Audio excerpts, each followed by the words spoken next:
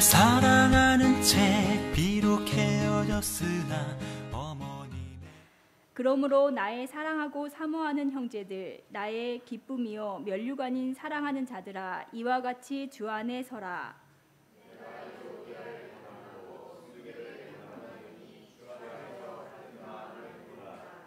또 참으로 나와 멍에를 같이한 내게 구하노니, 복음에 나와 함께 힘쓰던 저 여인들을 돕고, 또한 글레멘드와 그 외에 나의 동역자들을 도우라. 그 이름들이 생명책에 있느니라.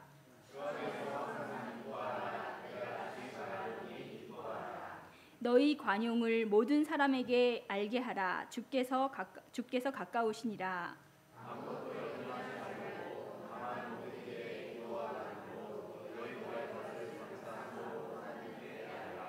함께 봉독하겠습니다. 그리하면 모든 지각에 뛰어난 하나님의 평강이 그리스도 예수 안에서 너희 마음과 생각을 지키시리라. 아멘. 로버트 루이스 스티븐슨이라는 분이 재미있는 책을 하나 편찬했는데, 바로 별난 일들을 기록한 백과사전입니다. 예. 거기에 보면 영국 스코틀랜드에서 함께 살던 노처녀 자매의 이야기가 실려 있습니다. 두 여인은 어느 날 우연히 삼위일체론에 대한 신학 논쟁을 벌이다가 크게 다투었습니다. 마음이 상한 두 자매는 함께 살던 원룸 아파트에 선을 긋습니다. 침대도 반으로 나누어 선을 긋습니다. 왜 우리가 초등학교 때 그 짝꿍끼리 그러잖아요. 줄 딱 꺼놓고 여기 넘어오면 다 뭐 잘라버릴 거야, 뭐 넘어오면 내 거야, 뭐 이러면서 그런 거죠. 그들은 부엌도 반으로 나누고 화장실도 반으로 나누고 그러고는 이후에 일체의 대화를 하지 않습니다. 예. 그렇게 평생을 한마디도 나누지 않고 살다가 죽었다는 정말 대단한 자매의 이야기가 실려 있습니다. 정말로 그 뭐 신비한 TV 서프라이즈인가요? 뭐 거기에나 나올 법한 그런 이야기입니다. 자, 이 자매의 이야기를 소개하면서요, 이 책의 저자인 로버트 루이스 스티븐슨은 이 이야기의 끝에 이렇게 기록해 놓습니다. 한 가지 궁금한 건 그녀들이 과연 진정한 그리스도인이라고 말할 수 있을지 모르겠다는 것입니다. 예. 아마도 그녀들은요, 누구보다도 열심히 신앙생활을 했을 것입니다. 예. 그렇게 누구보다도 열심히 교회를 다녔는지는 몰라도, 또 교리에 대한 확고한 신념을 가지고 있었는지는 몰라도, 과연 그러한 그녀들의 모습을 볼 때 그게 과연 그리스도인의 모습이라고 말할 수 있겠는가? 과연 그녀들의 믿음이 진정한 믿음이라고 할 수 있겠는가라고 스티븐슨은 의문을 제기합니다. 우리가 한번 생각해 보아야 할 부분입니다. 오늘 우리는 이제 빌립보서의 결론적인 말씀을 함께 보게 되었습니다. 바울은 마치 운동선수와 같이 쉼 없이 표대이신 예수님을 향해 달려간다라고 하였습니다. 그래서 오늘 본문 1절의 말씀에 보시면 주 안에 서라 이렇게 말합니다. 그는 이미 주 안에 서 있는 사람이었지만 멈추지 않고 계속해서 주 안에 서 있기를 힘써야 한다라고 말합니다.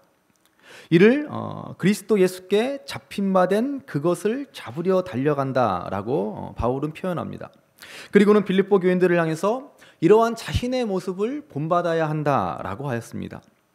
자, 그래서 오늘 본문 1절 말씀을 보시기 바랍니다. 1절 말씀 같이 읽습니다. 그러므로 나의 사랑하고 사모하는 형제들, 나의 기쁨이요 면류관인 사랑하는 자들아, 이와 같이 주 안에 서라. 아멘. 자, 먼저 바울은 빌립보 교인들을 향해서 사모하는 형제들, 나의 기쁨이고 면류관인 사랑하는 자들아 이렇게 부릅니다. 사실 여러분, 바울의 이러한 태도가 오늘 우리들의 태도이어야 합니다. 우리가 서로를 바라보면서 당신은 내 기쁨이고 내 면류관이고 내 자랑입니다 이렇게 바라볼 수 있다면 얼마나 우리의 신앙생활이 달라질 수 있겠습니까? 남편이 아내를, 아내가 남편을, 부모가 자식을, 또 자식이 부모를, 또 우리가 성도가 성도 간에 당신이 내 기쁨입니다, 당신이 내 자랑입니다 이렇게 우리가 서로를 그렇게 바라볼 수 있다면 얼마나 우리의 삶의 모습이 아름답게 달라질 수 있겠습니까? 예. 그런 의미에서 우리 옆에 분들하고 한번 서로 그렇게 인사 나눠보시죠. 당신이 내 기쁨입니다. 당신이 내 면류관입니다. 같이 인사 나눕니다. 당신이 내 기쁨입니다. 당신이 내 면류관입니다. 예. 우리가 이렇게 서로를 이렇게 기쁘게 여기고 서로를 자랑스럽게 여겨야 합니다. 뭐 솔직히 꼭 뭐 이뻐서 우리가 그렇게 생각합니까? 예, 그런 것이 아니죠. 성경이 말하는 기쁨과 자랑은 꼭 기뻐할 만하니까, 자랑스러울 만하니까 기뻐하고 자랑스럽게 생각하는 것이 아닙니다. 잘못하는 거 잘 알고요. 예, 부족하다는 것도 너무나 잘 알고 있습니다. 예, 그래도 부모에게는 어때요? 자녀는 특별한 존재인 것과 같이 우리가 자녀 이야기를 하면 너무나 기쁘지 않습니까? 사실 내놓을 게 뭐가 있습니까? 뭐 다 그냥 그 애가 뭐 다 거기서 거기지. 그런데 자녀 이야기를 하면 뭐 이렇게 기쁜지 그냥, 그렇죠? 즐거움이 가득하죠. 예. 그래도 여러분 1절만 하십시오. 2절 3절 하면은 아유 저 사람 아시겠죠? 자녀 사랑, 자녀 기쁨도 1절만 하십시오. 아무튼 예, 자녀 이야기 얼마나 우리가 기뻐하고 자랑스럽습니까? 이것이 바로 예수님이 우리를 대해주신, 우리를 받아주신 기쁨이고 자랑이며, 우리가 또한 예수님처럼 서로를 대하는 태도이어야 한다는 것이죠. 그리고 이제 바울은 주 안에 서라, 이렇게 빌립보서에 결론적인 권면을 줍니다. 자, 주 안에서, 예수 안에서, 이 말을 바울은 빌립보서에서 무려 17번이나 반복하고 있습니다. 1장 1절부터 바울은 그리스도 예수 안에서 빌립보 성도들에게 편지하노라, 이렇게 시작하는 것을 우리가 봅니다. 자, 우리가 우리 자신을 소개할 때, 우리 자신을 생각할 때 우리는 어떠한 사람이라고 생각하고 소개합니까? 우리가 있어야 할 자리, 우리 삶의 현 주소는 어디입니까? 바로 그리스도 예수 안이다라는 것입니다. 내가 사는 것이 예수 그리스도 아니고 내 신분, 내 정체가 바로 예수 그리스도 아니어야 합니다. 여러분 자기 자신을 소개할 때 여러분 자신을 뭐라고 소개하시겠습니까? 대전 신성동에 사는 김말숙입니다. 이렇게 소개하겠죠. 아니면 누구네 아빠, 누구 엄마, 누구입니다. 대충 이렇게 소개를 하시겠죠. 사실 그러나 여러분, 나를 생각할 때, 나를 소개할 때 가장 첫 번째 되는 타이틀, 가장 중요한 타이틀은 나는 그리스도 안에 있는 사람이다, 나는 그리스도인이다 이어야 한다는 것입니다. 그래서 우리가 실제로 그렇게 하지는 않지만, 나는 그리스도 안에서 신성동에 사는 김말숙이 누구야? 근데 김말숙. 하여튼 나는 그리스도 안에서 신성동에 사는 이문희입니다. 이렇게 소개를 하셔야 돼요. 아시겠죠, 이문희 권사님? 그렇게 소개하십시오.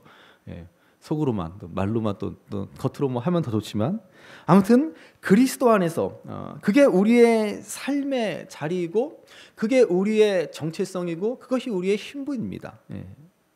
한번 옆에 분들하고 자기 소개를 한번 나누어 보시죠. 나는 그리스도 안에서 신성동 사는 장성익입니다. 소개 한번 서로 인사 나누시죠. 옆에 분들하고 나는 그리스도 안에서 어디에 사는 누구입니다.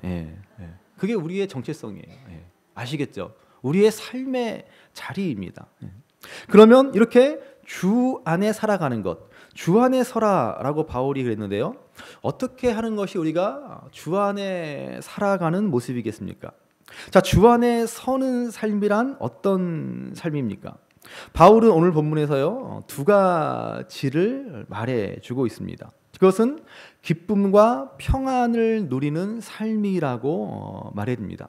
자, 먼저 주 안에서 사는 삶이란 기쁨을 누리는 삶입니다. 자, 본문 4절 말씀입니다. 4절 말씀 같이 읽겠습니다. 주 안에서 항상 기뻐하라. 내가 다시 말하노니 기뻐하라. 아멘. 자, 사도 바울도요, 이 빌립보서를 통해서 사도 바울은 계속해서 기뻐하라라고 권면하고 있습니다. 그래서 이 빌립보서의 별명은 기쁨의 서신입니다. 특별히 바울은 지금요, 감옥에 갇혀 있는 상황입니다.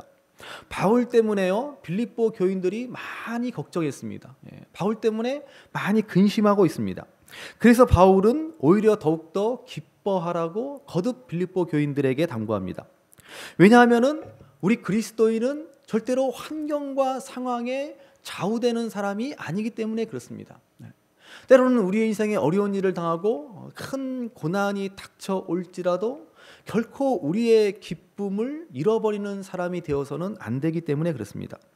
우리는 어떠한 상황에서도 기뻐할 수 있는 사람들이어야 합니다.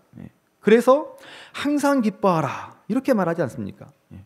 가능하면 기뻐하라, 웬만하면 기뻐해라, 그것이 아닙니다. 항상 기뻐하라. 어려움과 고난이 닥쳐올지라도 정말로 인생에 큰 고민이 우리에게 생겼을지라도 기뻐할 줄 아는 능력이 우리에게 있는 것입니다. 세상 사람들은 도무지 이해할 수 없고 세상 사람들은 도무지 흉내낼 수 없는 능력입니다. 그래서 우리 그리스도인들은 장례식장에서도 노래를 부르지 않습니까? 찬송하면서 기뻐하면서 감사하면서 그렇게 천국 환송식을 거행하는 사람들이 우리 그리스도인들이지 않습니까? 그래서 저 유명한 C.S. 루이스의 이야기를 잘 아실 것입니다. C.S. 루이스는 뒤늦은 나이에 사랑하는 여인을 만나 결혼을 하게 됩니다. 그런데 그녀가 그만 결혼한 이후에 한참 신혼의 단꿈에 젖어 있는 그때 그만 암에 걸려 세상을 떠나고 맙니다. 여러분 그 슬픔을 뭐라고 표현하겠습니까? 평생을 독신으로 살려다가 늦은 나이에 정말 사랑하는 여인을 만나서 결혼까지 이르게 되는데 그녀가 그만 세상을 떠나버리고 말았습니다. 그런데 이 아내가 죽음을 앞둔 상황에서도 담담하게 우리 교회의 표어같이 단단하고 담담하고 당당하게 그렇게 그 죽음을 받아들이고 끝까지 믿음을 지켜내는 것을 보면서 그 슬픔, 그 죽음이라는 그 슬픔, 그 절망 속에서도 사랑하는 아내가 저 하나님 계신 천국에 갔구나, 그 천국 소망을 이뤘구나 라고 하는 사실을 바라보게 되니까는 뜻하지 않은 정말 생각지도 못한 기쁨이 C.S. 루이스의 마음에 생겨나더라라는 것입니다. 하나님이 주시는 기쁨이죠. 그래서 그때 쓴 책이 바로 예기치 못한 기쁨이라는 책입니다. 죽음조차도 이기는 정말로 뜻밖의 정말로 전혀 생각지도 못한 그 기쁨. 마침 C.S. 루이스의 아내의 이름이 기쁨이라는 뜻의 조이입니다. 조이. 그 사랑하는 아내 조이가 기쁨 가운데 그 인생을 마무리 짓는 것을 보고 환경에 흔들리지 않는 그 기쁨 가운데 있는 것을 보고 그도 또한 기쁨이 솟아나는 것을 느끼게 되는 것이죠. 이것이 바로 주 안에 있는 기쁨입니다. 그래서 바울은요 감옥에 있으면서도 주 안에서 항상 기뻐하십시오. 내가 다시 말하노니 기뻐하십시오 라고 말합니다. 여러분 내가 안 기쁜데 어떻게 남들 보고 기뻐하라고 말할 수 있겠습니까? 바울은 지금 감옥에 있습니다. 또 언제 죽을지도 모르는 그러한 절망적인 상황이라고 할 수 있습니다. 그러나 감옥조차도 막을 수 없고 죽음조차도 삼킬 수 없는 기쁨 속에 지금 바울은 있는 것입니다. 그래서 빌립보 교인들을 향해서 당신들도 기뻐하십시오. 내가 다시 말합니다. 여러분 기뻐하십시오. 이렇게 바울은 강하게 권면하고 있습니다. 그래서 바울은요 이 기쁨을 위해서 한 가지 중요한 권면을 하는 것을 볼 수 있습니다. 자, 5절 말씀 보십시오. 5절 말씀 같이 읽습니다. 너희 관용을 모든 사람에게 알게 하라. 주께서 가까우시니라. 아멘. 여러분 우리가 기쁨을 잃어버리지 않게 위해서는요 무엇보다도 관용의 마음을 품어야 할 것입니다. 관용이란 뭐예요? 관용이란 서로가 서로를 너그럽게 대해 주는 것이죠. 여러분 우리 가운데 완벽한 사람이 어디 있습니까? 그렇죠? 다 어딘가 부족하고 적어도 못난 부분이 한두 군데는 있기 마련이죠. 뭐 한두 군데만 있으면 다행이죠. 얼마나 우리가 부족하고 못나고 어리석고 연약한 인생입니까? 얼마나 우리가 못났어요. 사실은 어제 제가 우리 고등학교 옛날 교회 친구들이죠. 옛날 교회 친구들하고 어떻게 우연히 연락이 돼서 한 친구가 옛날 사진을 막 올려놓더라고요. 그래서 제가 고등학교 때 찍은 사진을 보고 깜짝 놀랐습니다. 얼마나 제가 못났던지 우리 집 사람이 그 사진을 보고 그러더라고요. 아유, 내가 그때는 왜 좋아했나 몰라. 막 그러더라고요. 제가 지금까지 얼굴 하나 믿고 온 48년의 세월인데 내가 이렇게 못났었나라고 하는 자괴감이 들어서 자, 이렇게 못난 우리는요, 그럼에도 불구하고 서로 못난 것을 알기 때문에 서로가 서로를 용납해 주어야 합니다. 이해하고 받아 주어야 합니다. 예수님이 우리를 그렇게 대해 주신 것처럼 우리도 서로를 관용으로 대해 주어야 합니다. 사실 우리가 살아가면서 기쁨을 잃어버리는 가장 큰 이유는 바로 이 인간 관계에서 비롯되지 않습니까? 사람들과의 관계. 한때 정말로 나는 가깝다라고 느꼈던 사람들이 어느새 나에게 상처를 주고 나와 거리를 지고 나에게 등지고 있는, 나를 불편하게 만드는 그러한 상황. 언제나 사람들이 모인 곳에는 항상 이러한 일들이 일어나기 마련입니다. 교회도 마찬가지도, 교회라고 예외이지 않습니다. 오늘 그래서 빌립보 교회도요, 이러한 문제에 노출되어 있는 것을 보게 됩니다. 당시 빌립보 교회에는 유명한 두 여인이 있었습니다. 2절 말씀 보시죠. 4장 2절 같이 읽습니다. 내가 유오디아를 권하고 순두개를 권하노니 주 안에서 같은 마음을 품으라. 자, 여기 빌립보 교인 가운데 아주 열심히, 오늘 우리로 말하면 굉장히 열심히 봉사했던, 교회를 섬겼던 두 권사님이셨던 것 같아요. 유오디아 권사와 순두개 권사. 지금도 그렇지만 교회는 사실은 여성분들이 더 힘이 있지 않습니까? 그렇죠? 제가 예전에 다니던 예전에 부목사했던 교회 권사님들 중에 빅3라고 있어요. 빅3. 교회를 자주 하는 세 분의 권사님. 그래서 교인들도 그러고 자기들도 스스로 자기들을 빅3라고 그럽니다. 우리 교회는 빅3는 없고 G3가 있죠. G3. 권사 셋, G3. 조만간 G8이 될 텐데 지금은 G3입니다. 자, 그런데 하여튼 그 교회 이 빅3라는 분들이 정말로 남자로 치면 정말 장군들 같아요. 정말 너무나 아주 그냥 한 분도 제대로 감당하기 어려운데 아무튼 이 세 분이 뭉쳤다면 아무도 못 말려요. 목사님도 못 말립니다. 그래서 하여튼 이분들이 서로 그냥 사이가 안 좋아지면 온 교회가 그냥 어렵고 뭐 힘들어지고 뭐 그렇습니다. 또 다행히 또 마음이 또 잘 맞으면 또 교회가 평안하고 잘 굴러가고, 하여튼 그러한 권사님 세 분이 있었어요. 지금도 눈에 선합니다. 자, 아무튼 이 빌립보 교회에는 빅2가 있었습니다. 빅2. 이 두 여인의 문제로 골치를 앓았습니다.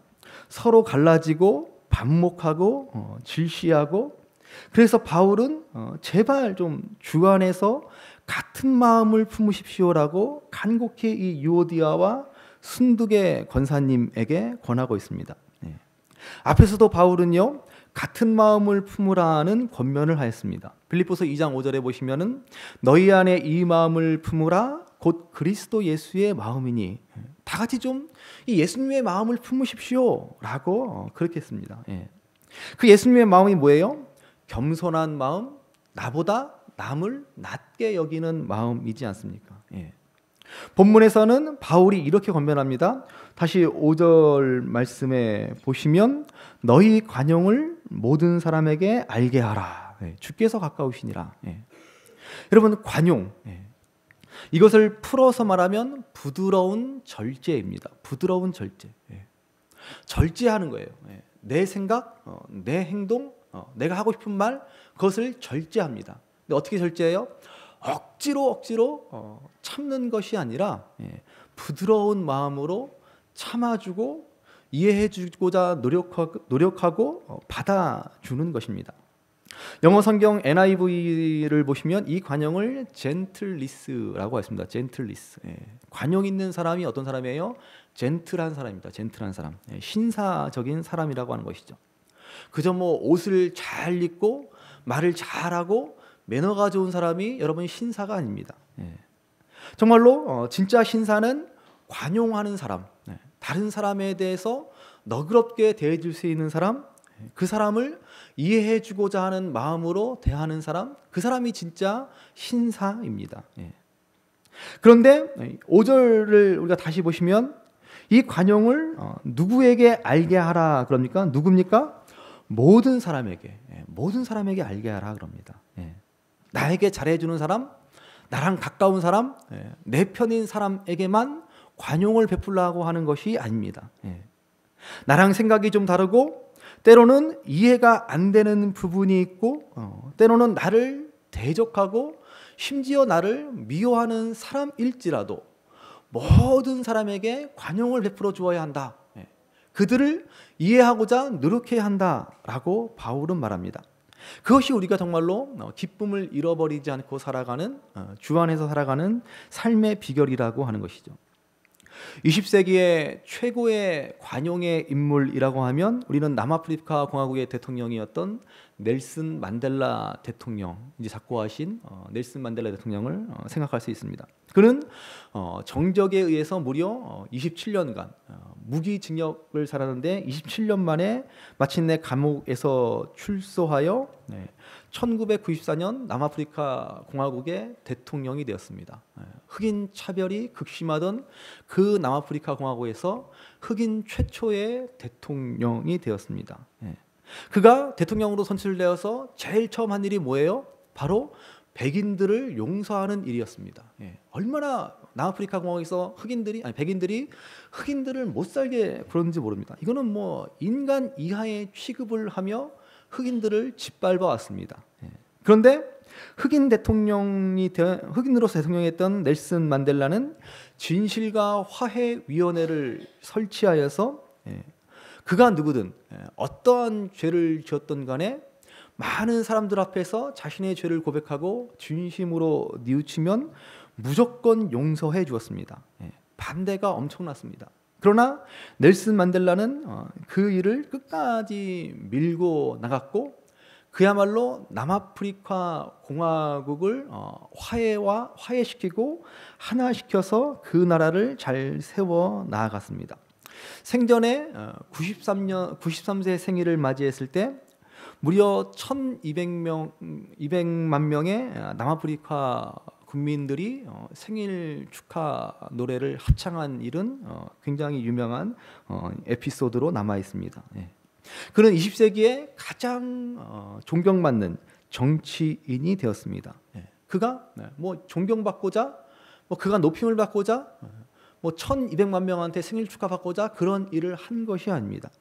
그는 예수 그리스도의 사랑으로 이 백성들이 이 남아프리카 공화국이 함께 살 길이 무엇인지를 생각했습니다. 그리고 그것은 용서와 관용이라는 것을 알았습니다.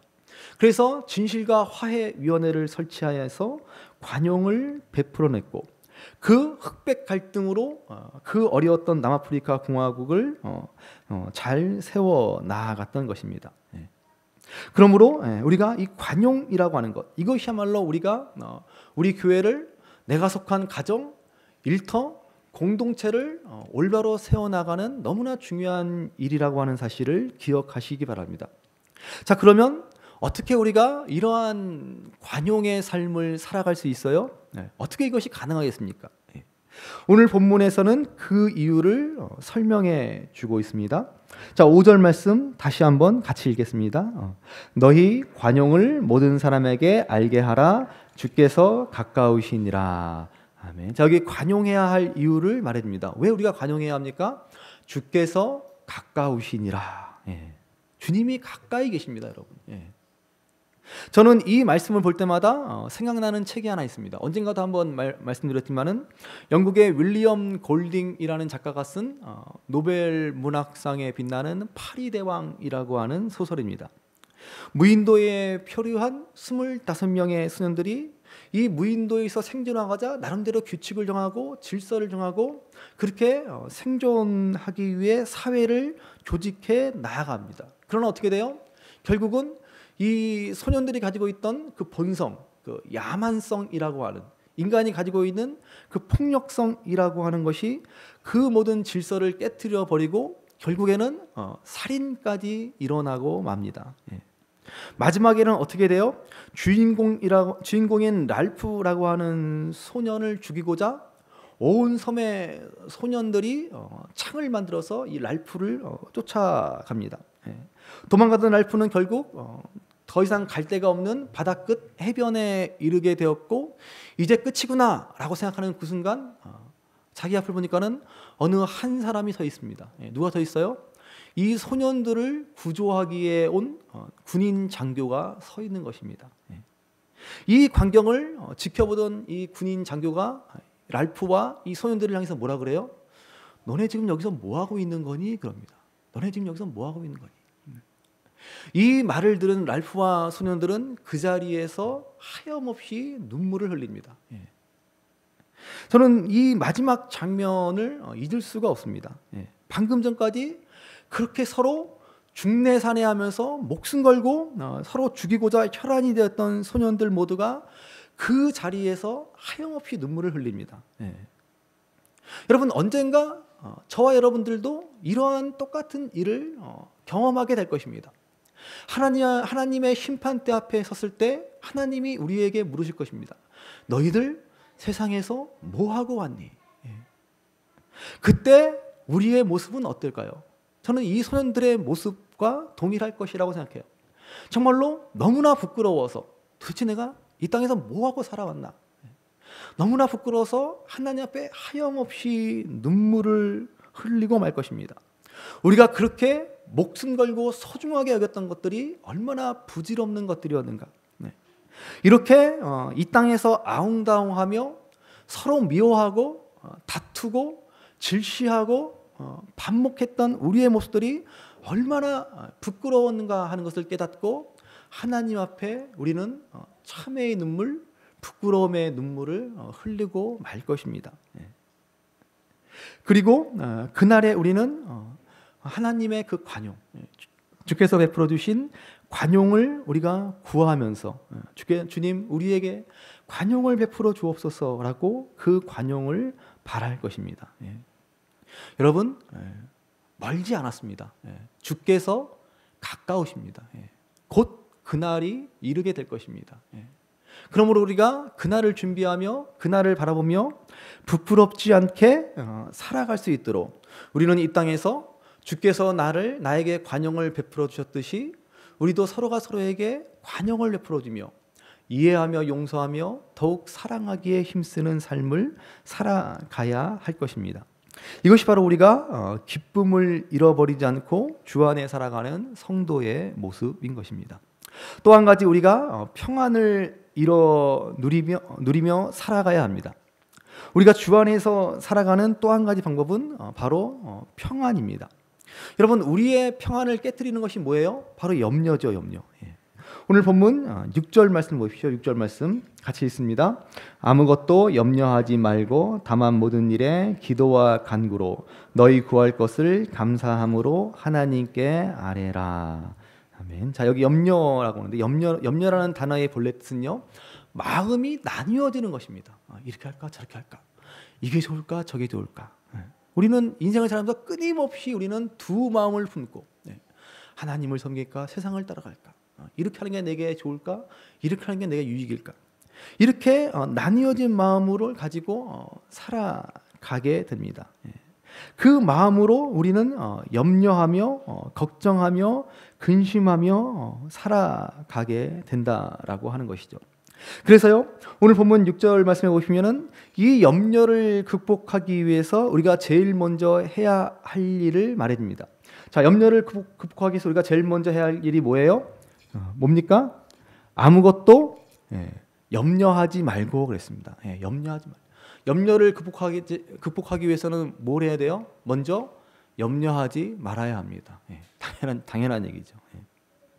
여러분, 아무것도 염려하지 말아라 그랬습니다. 그러니까 여러분, 우리가 가지고 있던 염려를 일단 멈추시기 바랍니다. 일단 염려를 스톱시켜 놓으란 말입니다. 여러분, 사실 염려한다라고 해서요, 해결되는 일은 아무것도 없습니다. 너는 아주 특별하단다라는 책으로 유명한 맥스 루케이더라고 하는 분이 그래서 그럽니다. 우리가 염려하는 것의 92%는 다 쓸데없는 염려다 그럽니다. 예. 여러분 우리가 염려하는 것들 가운데 40%는요 결코 일어나지 않을 것들이라고 말합니다. 그리고 또 우리가 염려하는 것들 중에 30%는 이미 과거에 지나간 일이다라고 그럽니다. 그리고 또 우리가 염려하는 것들 중에 12%는 타인에 관한 것들로서 나와는 전혀 상관없는 것들이라고 그럽니다. 그리고 우리가 염려하는 것들 중에 10%는 건강에 관한 것들로서 건강에 관한 염려는 하면 할수록 더 건강이 악화되기 때문에 해서는 안 된다 그럽니다. 그리고 마지막으로 우리가 염려하는 것들 중에 실제로 8%만이 우리의 삶에 영향을 미칠 수 있는 것들이라고 말합니다. 그러니까 여러분 우리가 하는 염려 중에 정말로 해야 할 염려는 8%밖에 안 된다라고 하는 것이죠. 98%는 불필요한 염려일 뿐입니다. 그 중에 8%만이 염려할 만한 것들입니다. 그러나 성경은 뭐라 그래요? 그것마저도 멈추어라 이렇게 말씀합니다. 예수님 말씀하시기를 내일 일은 내일이 염려할 것이다 그랬습니다. 염려하지 말라는 거죠. 왜 내일 일을 염려하냐? 내일 일은 내일이 염려하는데 왜 너희들이 염려하고 있느냐? 그렇게 말합니다. 그러니까 여러분 염려는 내일이 합니다. 염려는 내일이에요. 염려는 내 일이 아닙니다. 명심하시기 바랍니다. 한번 따라해 보실까요? 염려는 내일이 합니다. 염려는 내 일이 아닙니다. 염려는 내 일이 아닙니다. 그렇습니다, 여러분. 염려는 내일이 해요. 내 일이 아닙니다. 우리가 할 거는 뭐예요? 염려를 멈추고 기도하라는 것이죠. 염려를 멈추고 기도하라. 염려할 모든 것을 기도로